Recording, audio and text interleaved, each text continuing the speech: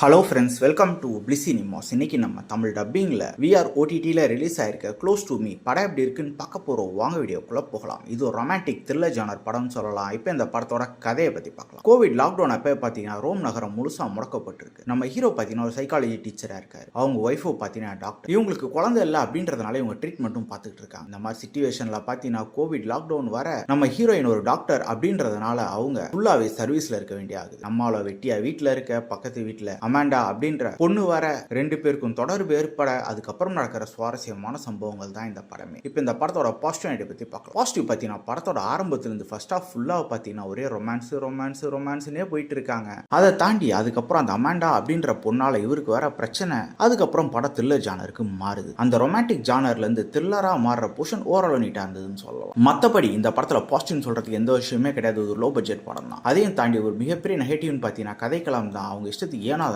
ஒரு படத்தை எழுதி எடுத்து வச்சிருக்காங்க. அதுக்கேற்ற மாதிரி ரொம்ப ஸ்லோவா தான் போகுது. ரொமான்ஸையும் த்ரில்லரையும் பிளெண்ட் பண்ண ட்ரை பண்ணிருக்காங்க. ஆனா அது பெருசா ஒர்க் அவுட் ஆகவே இல்லை. படம் பயங்கர ஸ்லோவா போயிடுச்சு. மொத்தத்தில் என்கிட்ட கேட்டீங்கன்னா இது ஒரு பிலோ ஆவரேஜான படம் தான். வேணும்னா ட்ரை பண்ணி பாருங்க. இந்த படத்துக்கு நம்மளோட ரேட்டிங் கேட்டீங்கன்னா 10க்கு 4 மார்க் கொடுக்கலாம். படத்தில் அடல் கண்டென்ட் ஹெவியா இருக்கு. ஸோ ஃபேமிலியோட பார்க்கறத அவாய்ட் பண்ணிக்கோங்க. இன்னொரு வீடியோல சந்திக்கலாம். தேங்க்யூ.